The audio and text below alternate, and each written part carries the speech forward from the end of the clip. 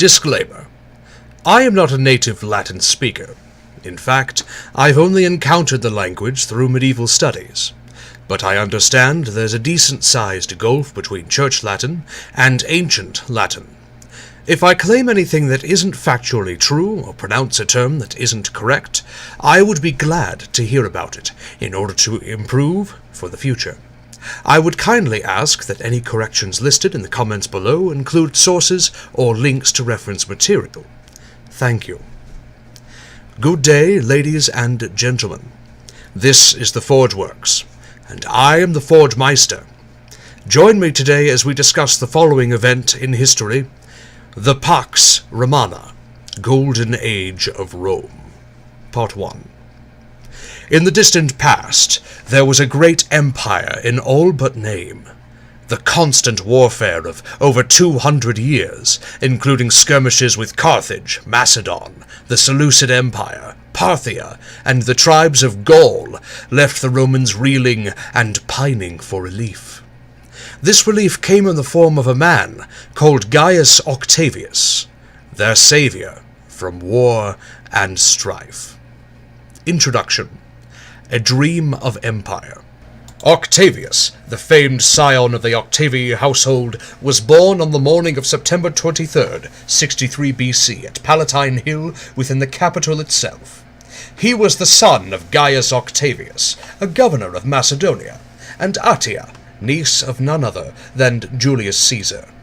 Our Octavius was nicknamed the Thurian. There are two possibilities for this, one of which is that his family once lived in Thurii, or because his father had quelled a slave revolt in that neighborhood shortly following his birth. This would later become an insult to his name, often by Marcus Antonius, who was Julius's adopted son. Octavius aged within the senatorial courts, and when Julius set out on campaign in Iberia, Octavius faithfully followed him despite having command over a token force, in enemy territory, and with serious illness. In the aftermath, Julius proudly named Octavius as his heir and sent him to Illyria, in preparation for another campaign on the Eastern Front. While Octavius mustered in Illyria, or Greece, Julius made a visit to Rome in the March of 44 BC. This was supposedly for him to receive honors by the Senate in light of his many victories. Instead, he was assassinated, and another civil war began. When the dust settled, only one man remained: Octavius. Julius's assassins were killed, their sympathizers disposed of. Antonius, who had once been an ally to Octavius during these wars, asserted authority over all Rome from his domain in Egypt. This last war culminated in the Battle of Actium, which saw Antonius commit suicide just days later. True rule over Rome could now begin, along with our story. Part 1. First Citizen of Rome. Only Octavius remained. Any true power and authority in Rome had been invested in him, with precious little left for his subjects. That power came in the form of military might, which was something Octavius sought to remedy. He knew he could not claim the status and rank of emperor so soon after the victory over Antonius. Rather, he reformed Rome into a sort of principate, returning all powers to the Senate while making himself their principal leader. Suetonius, a renowned biographer of the initial 12 Caesars, writes that Octavius was twice tempted to return Rome fully to the status of a republic, but he never truly followed through. Octavius would, however, grant himself the title of Caesar after his great uncle, and the Senate would propose unto him the new name of Augustus. Octavius, now Caesar Augustus, altered his appearance such that the people would think of him as the reluctant leader, rather than an eager warlord. He made a show of hesitating the honors bestowed unto him by the Senate. He took charge of unruly territories such as Iberia, Gaul, and Egypt in an effort to pacify the populace, and he made vast reforms to the Roman constitution as well as the military. Military reforms under his command were designed to bring the utmost discipline to the legions. Anyone who neglected their post, fled from the battlefield, or failed to follow orders was generally executed. At one time, the 10th Legion denied Augustus's control. He responded by disbanding the entire legion without granting them payment or property. One rebellious officer had his possessions and family sold off. His alterations to the Constitution took the form of small increments, giving him ever greater control of the diminishing principate and rising empire.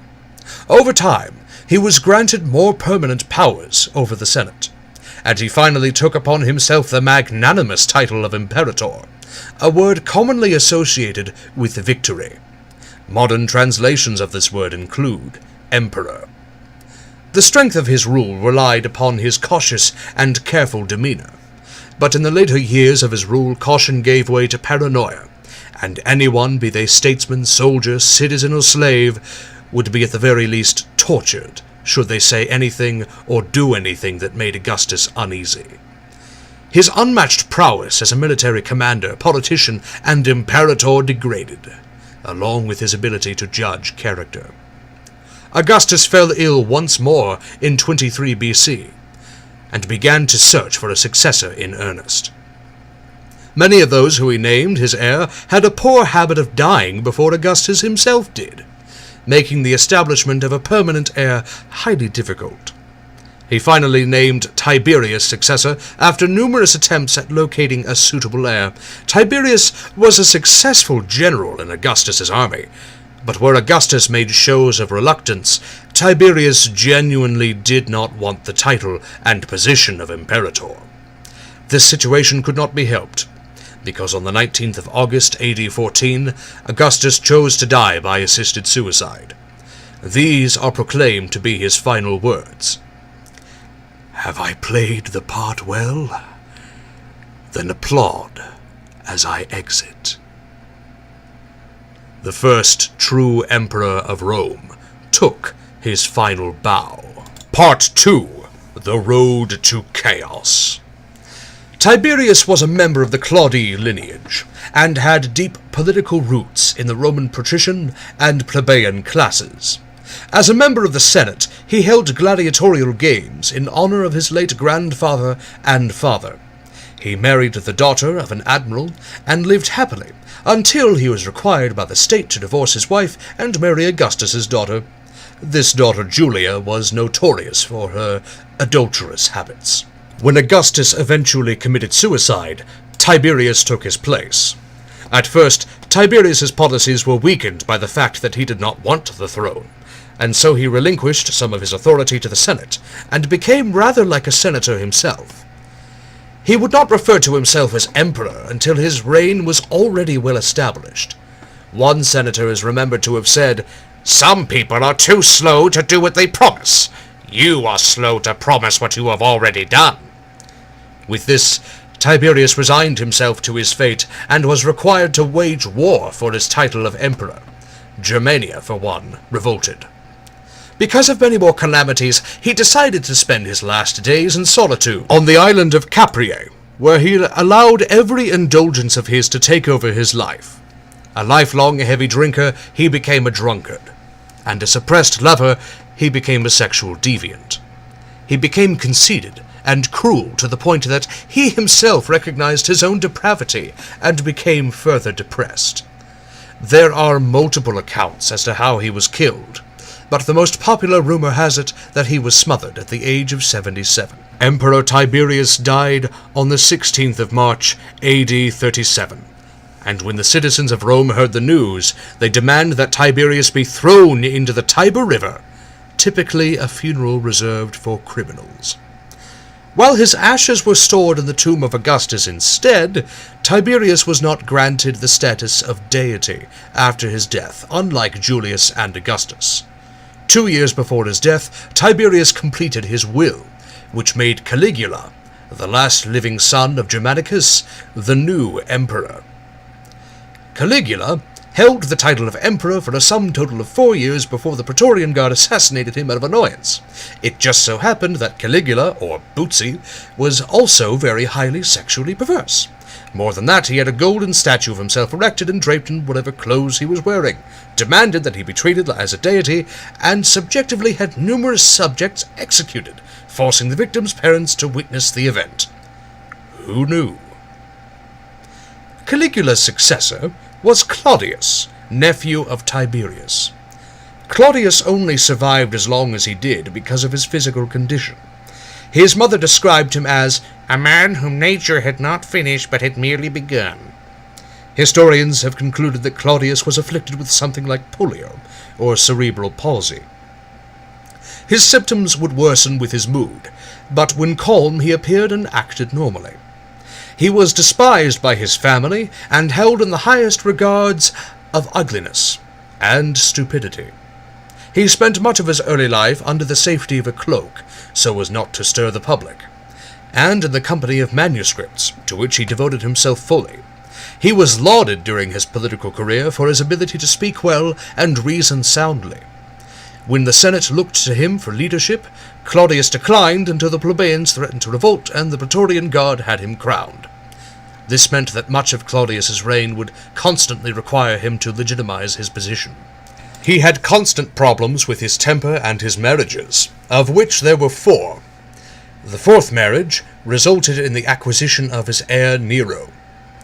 Upon his death, most likely an assassination by his 4th wife, Claudius's mantle of leadership passed on to Nero in AD 54, an even greater deviant than Caligula and Tiberius combined. He similarly had a penchant for acting, living his entire life as if he were the protagonist of a great story with the Roman capital as its stage. Among the many eventful scenes was the Great Fire of Rome, which consumed an entire 3/4 of the capital and burned another 7 over 5 days. Nero happened to be away at the time, but it is rumored that he started the fire himself, because his next move was to build another palace over some of the cleared ground. Granted, he personally took part in the rescue efforts and organized the city to be more spacious. He also opened his own residences for public use, but as a scapegoat, he blamed a minority group known as the Christians, and took delight in executing them. At the end of Nero's reign, the Senate had grown so tired of his decadence that they finally decided to declare him an enemy of the state. He committed suicide instead of returning to the Senate for sentencing, and brought about the year of the 4 emperors. That concludes today's story. But now is the time to inspect what virtues can be forged from it. So here are the morals of the story. From Octavius we can learn the following. Change cannot be demanded, but must be facilitated. If you want someone to change, you must set the proper conditions that open them to change. Demanding that they changed, just because you want it to happen, will often make them unresponsive, or even aggressive. Try to appear humble, rather than proud. When receiving gifts or praise, it is better to feign humility than to exude pride. Humility will grant you further praise, but pride will likely condemn you. Do not become so careful that you become paranoid. Caution is good when the time is right to be cautious, but paranoia, the immediate and negative suspicion of all persons or places, can be harmful to yourself and others. From Tiberius we can learn the following. When authority and leadership are given to you, you must grab them with both hands. People are generally given power only because they've deserved it, but when they refrain from accepting it, the people depending upon them suffer and grow discontent. If you recognize there is something wrong with your character, fix it. When left alone, vices and bad habits fester into depravity and delinquency. Don't go hiding on an island if you're the one supposed to be fixing problems. This one should be pretty obvious. From Caligula, we can learn the following. If you are sexually perverse, just keep it to yourself and fix it at your next convenience. The openly perverse are typically not missed. Don't be that guy. Man is not a god. Humanity is not perfect, and that means any attempt at godhood is ultimately going to drive someone insane. From Claudius, we can learn the following. Whatever your condition, always seek an advantage. If you're disabled, seek the knowledge. If you're outnumbered and outmatched, find the bottleneck. Judgment of a person's worth by physicality alone is insufficient, because underestimation of someone's capabilities based on their appearance can see you wrong. A man with polio can still be an effective leader. He just may not be able to stand it sometimes. From Nero we can learn the following. Even if you didn't make the mess, help with the cleaning. A job well done is a fine reward in itself, and a mess well cleaned will earn you a good reputation. Short-term solutions don't solve long-term problems. Fixing issues with short-term solutions, such as fixing a broken pipe with a rag and a few rolls of Scotch tape, doesn't truly fix the issue. It's just stalling, until you can bring yourself to put in the required effort. Impulsive suicide is a bit of a problem, so don't give in to it, especially if it can be peacefully resolved. With the story forged and the virtues tempered, I, the Forgemeister, must conclude this analysis. I thank you for your time, and would be glad to hear from you on topics you'd like to have me present. Take care out there in the real world, because I'd like to see you return to the Forge Works.